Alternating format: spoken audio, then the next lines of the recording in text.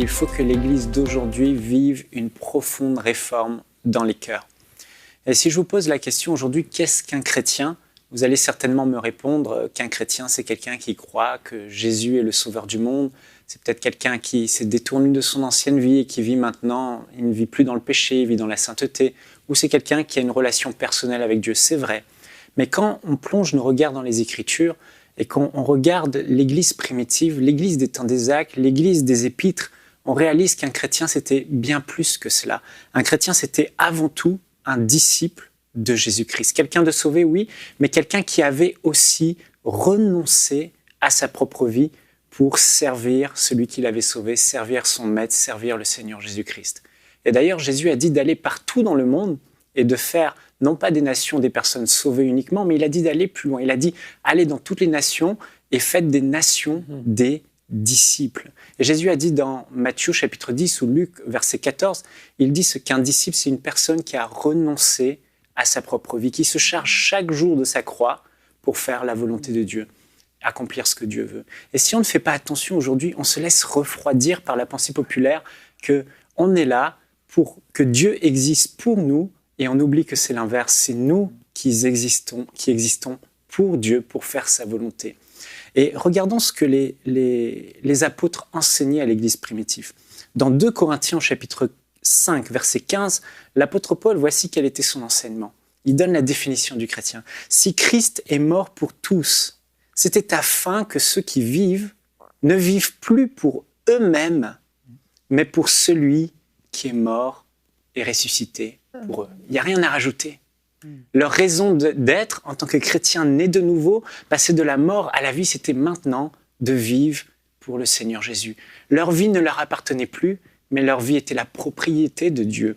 Le matin, souvent, on se lève et on se dit « Seigneur, bénis ma journée. Seigneur, donne-moi. » Et la majorité des requêtes que les chrétiens d'aujourd'hui peuvent faire, ce n'est pas tout le monde, évidemment, et heureusement, mais beaucoup aujourd'hui disent « Seigneur, bénis-moi. Seigneur, donne-moi. Seigneur, rends ma vie meilleure. Amène-moi plus loin, une plus grande maison, une plus grande percée, etc. etc. » Mais combien sont ceux qui aujourd'hui se lèvent et disent « Seigneur, peu importe ma vie, moi, j'existe pour toi, tu es mon maître, sers-toi de moi aujourd'hui. Qu'est-ce que je peux faire pour toi, Seigneur ?»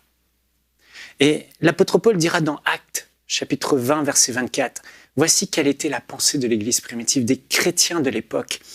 Mais je ne fais pour moi-même aucun cas de ma vie, comme si elle m'était précieuse, pourvu que j'accomplisse ma course avec joie et le ministère que j'ai reçu du Seigneur Jésus d'annoncer la bonne nouvelle de la grâce de Dieu. » Paul enseignait aux chrétiens qu'un chrétien ne cherche pas à se construire une vie meilleure, mais un chrétien cherche à construire le royaume de Dieu. Le chrétien doit chercher quels sont les intérêts de Dieu et à accomplir la volonté de Dieu.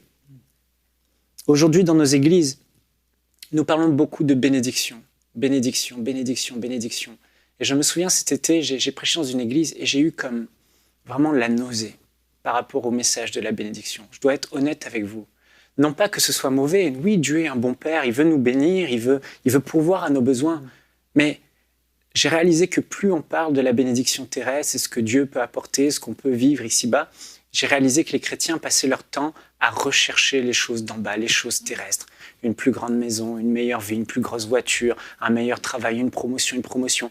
Et finalement, on se sert de Dieu au lieu de servir Dieu. L'essence même du chrétien, c'est d'être un disciple de Jésus et de vivre pour Christ. Et non pas l'inverse, Christ qui vit pour nous.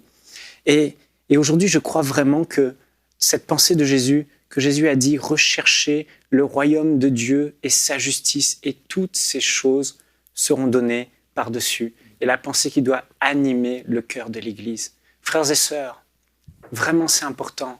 La Bible dit de rechercher les choses d'en bas, de rechercher les choses d'en haut, d'être attaché aux choses d'en haut et de ne pas rechercher les choses d'en bas. Je vous encourage aujourd'hui.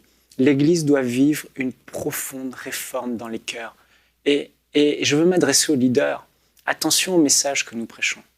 Si nous prêchons constamment aux gens « Dieu va vous bénir, Dieu va vous bénir », le peuple de Dieu va chercher à rechercher ces choses, la bénédiction.